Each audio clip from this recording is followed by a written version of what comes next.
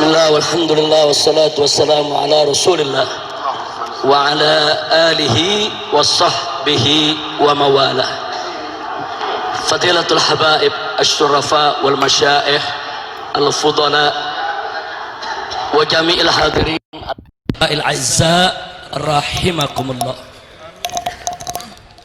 Pada kesempatan hari yang berbahagia ini, di ujung tahun dari 1434 Hijriah, kehadiran saya di Masjid Serang ini untuk tabarrukan dan sekaligus untuk ikut serta di dalam pembacaan doa akhir tahun yang dibaca oleh orang tua kita, dan semoga apa yang sudah menjadi hajat kita dikabulkan oleh Allah Subhanahu wa taala. Sebentar lagi kita akan memasuki tahun baru 1435 Hijriah, dan bicara tentang perubahan tahun baru Islam, bicara tentang perubahan tahun baru Hijriah, berarti kita diingatkan tentang satu peristiwa besar yang pernah dialami oleh Nabi kita tercinta Sayyiduna Muhammad sallallahu alaihi wasallam, yaitu peristiwa hijrah beliau dari Mekah ke Madinah. Satu peristiwa yang luar biasa, saking luar biasanya disepakati oleh para sahabat dalam musyawarah dengan Amir Mukminin Sayyidina Umar ibn Khattab radhiyallahu taala anhu, dijadikan sebagai patok ukur awal daripada tahun baru Islam. Ketika musyawarah tersebut, ada mengusulkan supaya tahun pertama Islam itu diambil sejak lahirnya Nabi. Ada yang mengusulkan tahun pertama Islam itu diambil sejak Nabi diangkat menjadi Rasul. Ada lagi yang mengusulkan tahun pertama Islam itu diambil dari hijrahnya Nabi kita Muhammad sallallahu alaihi wasallam. Pendapat-pendapat yang dikemukakan oleh para sahabat, pendapat-pendapat yang begitu bagus, yang begitu baik, dan pada akhirnya mereka sepakat hijrah Nabilah yang diambil pertama kali sebagai tahun pembuka sejarah daripada perjuangan Nabi kita Sayyiduna Muhammad sallallahu alaihi wasallam. Tidak banyak yang ingin saya ingatkan. Ada tuduhan dari kaum orientalis, ada tuduhan dari orang-orang yang tidak suka Islam, yaitu tentang kenapa Nabi kita hijrah dari Mekah ke Madinah. Pertama, mereka menuduh karena Nabi takut, karena Nabi tidak punya keberanian, karena Muhammad seorang pengecut, kata mereka. Ada lagi yang mengatakan karena Muhammad itu sebetulnya tidak sabar, tidak tegar, tidak mampu untuk menanggung segala beban dakwah yang begitu berat di kota Mekah.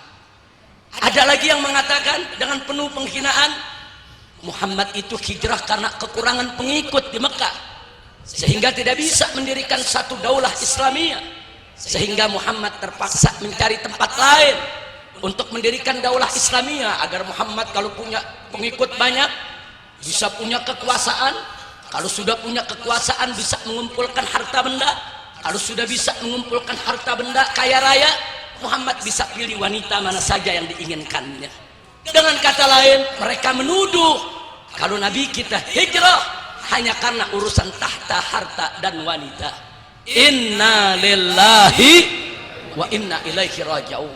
Ini semua fitnah, ini semua tuduhan keji yang dilontarkan oleh orang-orang kafir, yang kemudian mulai diikuti oleh sebagian orang-orang yang mengaku Islam yang terpengaruh dengan pemikiran kaum orientalis. Saudara, singkat saja kita jawab, andai kata apa yang mereka katakan itu benar, pertama karena Nabi itu hijrah karena beliau tidak punya keberanian, karena beliau penakut, maka jawabnya jelas sekali. Saudara, kita buka lembaran dalam sejarah, ternyata dari mulai hijrah ke Habasyah sampai hijrah ke Madinah, Nabi tidak pernah mengutamakan dirinya daripada umatnya. Saudara, ketika umat Islam mendapatkan tekanan dari orang-orang kafir, Nabi meminta umat Islam yang lemah, yang dikhawatirkan akan iman dan akidahnya, untuk segera meninggalkan Mekah menuju Habasyah. Nabi tidak peduli dengan keselamatan dirinya, saudara. Bahkan ketika hijrah ke Madinah, Nabi tidak hijrah lebih dulu. Nabi tidak hijrah duluan, tapi sahabatnya dulu yang disuruh berangkat ke Madinah menyelamatkan diri, saudara. Hanya beberapa gelintir sahabat dan keluarga beliau sendiri yang ditahan di kota Mekah untuk satu tujuan dakwah lainnya, ibadah Allah. Andai kata Nabi seorang penakut, andai kata Nabi seorang pengecut, sebagaimana dituduhkan oleh mereka, niscaya Nabi akan lari lebih dulu sebelum umatnya hijrah, saudara. Tapi ternyata tidak. Kenapa Sayyidina Umar ibn Khattab radhiyallahu taala anhu, kenapa Sayyidina Hamzah ibn Abdul Muttalib radhiyallahu taala anhu, sahabat-sahabat Nabi yang gagah, yang ditakuti oleh orang-orang kafir, Nabi suruh berangkat duluan ke Madinah, saudara. Andai kata Nabi penakut, mestinya Hamzah dan Umar tidak disuruh berangkat ke Madinah dulu. Mestinya jaga Nabi dulu, lindungi Nabi dulu. Kalau Nabi seorang penakut, saudara. Tapi Nabi tidak butuh dengan penjagaan Hamzah maupun Umar atau penjagaan manusia yang lainnya. Karena Nabi sudah dilindungi oleh Allah. Beliau punya keberanian syaja'ah yang luar biasa. Maka itu sekali lagi kita catat, saudara. Andai kata Nabi seorang penakut, tentu Sayyidina Hamzah, Sayyidina Umar nggak dikasih pergi. Hei Hamzah, hei Umar, lindungi aku dulu, jaga aku dulu, jangan sampai nanti aku dilukai oleh orang-orang kafir. Tapi itu tidak pernah terjadi dalam sejarah Nabi kita Sayyiduna Muhammad sallallahu alaihi wasallam. Dan lebih menakjubkannya lagi, begitu setelah beliau hijrah bersama sahabat tercinta Sayyidina Abu Bakar Siddiq radhiyallahu taala anhu, justru putri jantung hatinya ditinggal di kota Mekah, saudara. Sayyidatuna Fatimah Zahra itu meninggalkan putrinya di kota Mekah, resikonya besar, saudara. Kalau orang-orang kafir marah karena Nabi sudah meninggalkan kota Mekah, karena mereka gagal membunuh Nabi, mereka bisa tumpahkan kemarahannya kepada jantung hati Nabi, saudara. Mereka bisa aniaya Fatimah Zahra, mereka bisa lecehkan, mereka bisa lakukan apa saja yang mereka ingin lakukan, saudara. Apa Nabi tidak tahu resiko tersebut? Apa Nabi tidak menyadari kalau anaknya ala khotirin azim? Nabi tahu, saudara. Nabi menyadari betul kalau beliau hijrah, nanti orang-orang kafir marah karena gagal membunuh beliau. Kemarahan orang kafir bisa ditumpahkan ke Fatimah Zahra radhiyallahu taala anha. Tapi apa mau dikata, Allah harus lebih diutamakan daripada keluarga. Allah harus lebih diutamakan daripada putri tercinta. Saudara, Nabi hijrah bukan karena takut. Nabi hijrah bukan karena tidak sabar. Nabi hijrah bukan karena tahta harta dan wanita. Nabi hijrah untuk menyelamatkan dakwah. Karena Nabi tidak boleh mati pada hari itu, saudara. Al-Quran belum diturunkan 30 juz, dakwah Nabi belum selesai, Islam belum sempurna. Kalau terjadi apa-apa terhadap Nabi, maka hancurlah dakwah Islam ini, saudara. Makanya ketika beliau ingin meninggalkan rumahnya, Sayyidina Ali ibn Abi Thalib radhiyallahu taala anhu diminta tidur di pembaringannya. Apa kata Nabi? Kata Nabi, ya bna ammi, atakhaf? Hei Ali, adakah kau takut tidur di pembaringanku? Kenapa Nabi bertanya begitu? Karena resikonya besar. Begitu Sayyidina Ali tidur di pembaringan Nabi, berselimutkan kain burdah Nabi, maka nanti orang-orang kafir begitu dobrak rumah Nabi, masuk rumah Nabi, mereka akan bunuh siapa saja yang ada di balik selimut Nabi, karena mereka anggap itu adalah Nabi, saudara. Resikonya Sayyidina Ali dibunuh, dicincang, saudara. Tapi apa jawab Ali ibn Abi Thalib ketika itu? Ya Rasulullah, ini Ali ya Rasulullah. Ini cuma seorang pemuda yang bernama Ali. Kalau Ali hari ini mati dibunuh, ya Rasulullah, besok akan muncul pemuda-pemuda lain yang menggantikan Ali untuk berjuang bersamamu. Tapi kalau hari ini kau yang mati, kau yang dibunuh, kemana kami mencari pengganti ya Rasulullah? Subhanallah. Jadi perginya Nabi, saudara, untuk menyelamatkan dakwah. Ini terungkap dari jawaban Sayyidina Ali. Kalau Sayyidina Ali yang mati pada malam hari itu, akan muncul pembela-pembela Nabi yang lainnya. Tapi kalau Nabi yang dibunuh, siapa yang menyempurnakan dakwah? Siapa yang menyelesaikan tugas dakwah dari Allah? Karena itu Ali boleh mati saat itu, tapi Muhammad tidak boleh mati, saudara. Subhanallah. Maka itu Sayyidina Ali ditinggalkan di Mekah dengan resiko dibunuh. Sayyidatuna Fatimah Zahra ditinggalkan di Mekah dengan resiko dibunuh. Kalau Nabi seorang penakut akan menyelamatkan keluarganya dulu sebelum menyelamatkan orang lain, sudah. Tapi ternyata apa yang dilakukan Nabi kita? Umatnya diminta berangkat lebih dulu. Sahabat yang lain diminta berangkat lebih dulu. Sudah, tapi keluarganya sendiri, Sayyidina Ali sepupunya, Sayyidatuna Fatimah Zahra, putrinya tercinta, jantung hatinya, ditinggalkan di kota Mekah dengan segala resikonya, saudara. Subhanallah walhamdulillah wala ilaha illallah wallahu akbar. Nah, jadi ini cukup, ini menjadi jawaban, sejarah yang menjawab. Nabi kita bukan seorang penakut, saudara.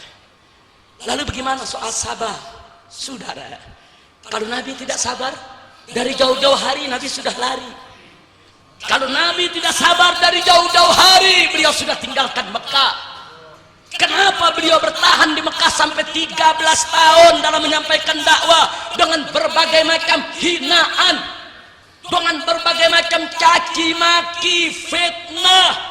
Saudara, bagaimana beliau bisa tahan itu semua? Justru karena beliau adalah seorang penyabar.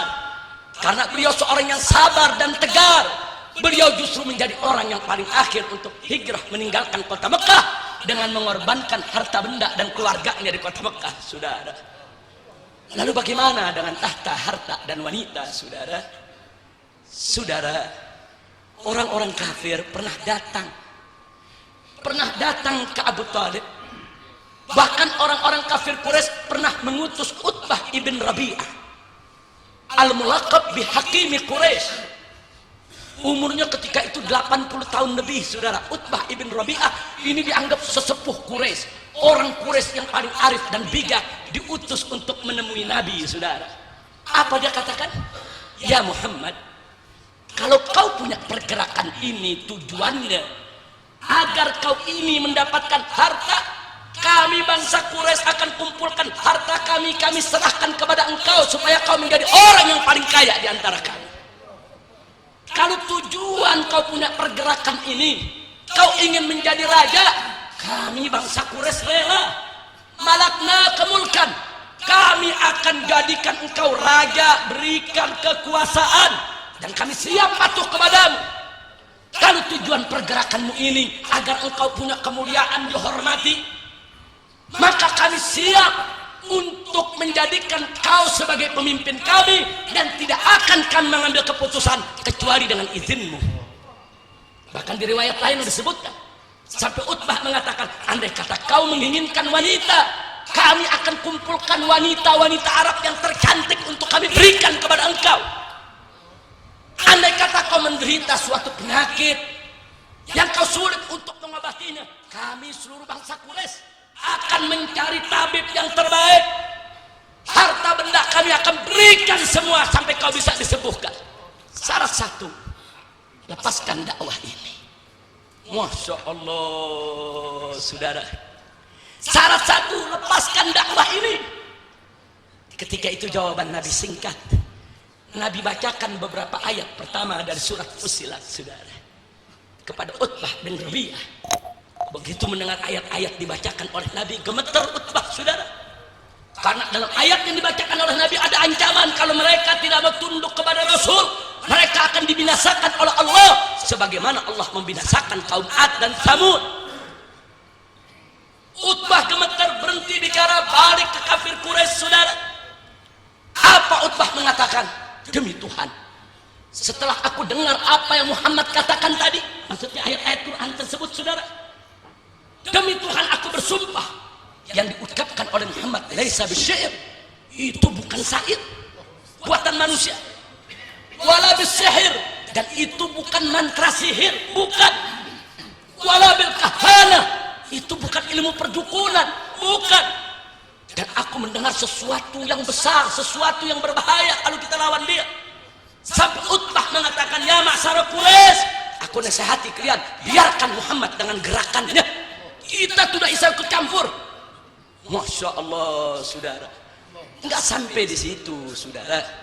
Bahkan ketika orang-orang kafir Quraisy datang ke Abu Thalib, kemudian memberikan ancaman, kalau Abu Thalib tidak mau lepaskan Muhammad, tetap masih mau melindungi dan membela, maka orang-orang Quraisy akan bersatu untuk membunuh Nabi dan membunuh Abu Thalib sekaligus, saudara. Abu Thalib sempat goyang sedikit, saudara. Bukan goyang karena takut, karena sayang kepada keponakannya.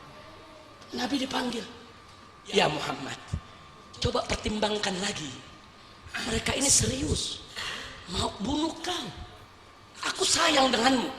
Cobalah kau lakukan yang kau mampu saja.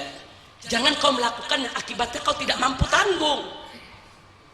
Mendengar itu, saudara, Nabi meneteskan air mata. Bukan karena takut, terharu dengan cinta dan kasih sayang perlindungan yang diberikan oleh Abu Thalib. Tapi dengan tegar Nabi menjawab, ya ammi ya Abu Thalib, wahai pamanku Abu Thalib, kulli Quraisy, katakan kepada orang-orang Quraisy tersebut, lawada'us samsa fi yamini wal qamara fi yasari ala atruqah hadal amr wallahi ma taraktu hatta yudhirallahu au ahliku fihi. Katakan kepada orang-orang Quraisy tersebut, katakan kepada mereka, jangankan beban semacam ini dakwah diadakan di pundakku. Yang kau lihat, hei pamanku, sepertinya beban ini begitu berat. Lawada'us samsa, andai kata mereka letakkan matahari di kananku, bulan di kiriku yang begitu berat untuk aku tanggung. Saudara, saking beratnya, wallahi demi Allah, mataraktu, demi Allah, tidak akan aku tinggalkan. Seberat apapun dakwah ini.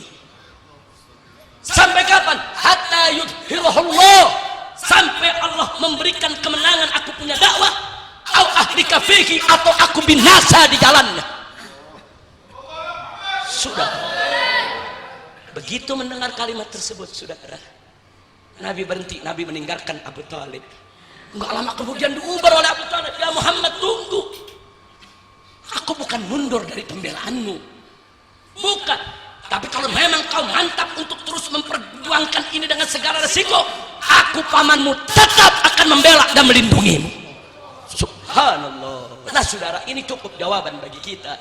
Kalau Nabi hijrah untuk tahta, untuk harta, untuk wanita, Nabi udah ditawarkan, saudara, oleh orang-orang Quraisy. Mau jadi raja dijadiin raja, mau harta dijadiin orang kaya, mau perempuan diberikan perempuan Quraisy yang tercantik, semua ditolak oleh Nabi karena bukan itu tujuan daripada dakwah Nabi, saudara. Maka itu, sekali lagi sebelum saya akhiri, saya tandaskan bahwa Nabi kita tercinta Sayyiduna Muhammad sallallahu alaihi wasallam, beliau hijrah meninggalkan Mekah menuju Madinah bukan karena takut, bukan karena tidak sabar, bukan karena tahta harta dan wanita, akan tetapi untuk melindungi dakwah, untuk menjamin keberlangsungan dakwah agar Islam sampai ke generasi-generasi berikutnya ila yaumil qiyamah. Berkat hijrah Nabi, Islam menyebar ke seluruh dunia. Berkat hijrah Nabi, Nabi selamat dari pembunuhan orang-orang kafir sehingga beliau bisa menyebarkan Islam ke semua tempat. Berkat hijrah Nabi, saudara, Islam itu diturunkan oleh Allah kepada Nabi sampai sempurna. Al-Quran diturunkan 30 juz sampai ayat terakhir Allah sampaikan kepada Nabi, al-yauma akmaltu lakum dinakum. Sempurna sudah Islam tersebut, saudara. Berkat hijrah Nabi, Islam sampai ke Indonesia. Berkat hijrah Nabi, Islam sampai ke Surabaya, saudara. Berkat hijrah Nabi, Islam sampai ke Masjid Serang ini, saudara. Berkat hijrah Nabi, kita semua mendapatkan nikmatul Islam wal iman. Alhamdulillahi rabbil alamin. Nah, jadi itulah ringkasan yang ingin saya sampaikan. Sekali lagi, Nabi hijrah bukan karena takut, bukan karena tidak sabar, bukan karena tahta harta dan wanita, tapi untuk menyelamatkan dakwah, menjamin keberlangsungannya supaya dakwah Islam sampai ke generasi berikutnya, sampai kepada kita semua ila yaumil qiyamah. Sallu ala nabi. Nah, akhirnya sebagai penutup, saya ingatkan pesan Nabi dalam satu hadis. Beliau mengatakan, al-muhajir man hajara ma nuhiya anhu. Sesungguhnya orang hijrah, muhajir sejati, saudara, adalah orang yang menjauhkan diri dari segala yang dilarang. Jadi kalau dulu Nabi hijrah dari Mekah ke Madinah, maka sekarang juga kita wajib hijrah. Tapi bukan hijrah dari Surabaya ke Jakarta atau Jakarta ke Surabaya, tapi hijrah minal maksiyah ila ta'ah, hijrah minal zulumati ila nur, hijrah minal haram ilal halal, hijrah minal batil ilal haq. Mudah-mudahan kita semua di tahun baru ini diampuni oleh Allah dosa-dosa kita di masa lalu, dosa kita di tahun yang sedang berjalan sebentar lagi selesai, dan kita di tahun baru sebentar lagi masuk dijadikan oleh Allah sebagai orang-orang yang solihin, mukhlisin, muhsinin, mu'minin, mujahidina fi sabili rabbil alamin, wa ila hadrati sayyidil mursalin bisirril fatihah.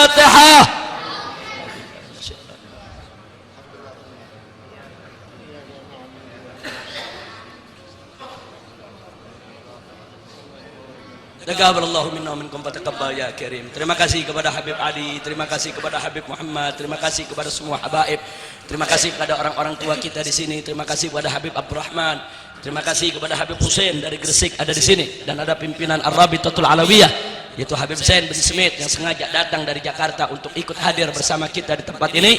Terus di sini juga ada Habib Abdurrahman yaitu yang juga datang dari Jakarta sebagai salah satu pimpinan daripada Ar-Rabitatul Alawiyah. Mudah-mudahan kehadiran beliau para habaib kita bersama kita di masjid ini akan menjadi penyebab turunnya rahmat dan barakah.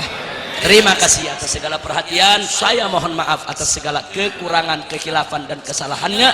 Hadani Allah wa iyyakum ila siratikal mustaqim. Wassalamualaikum warahmatullahi wabarakatuh.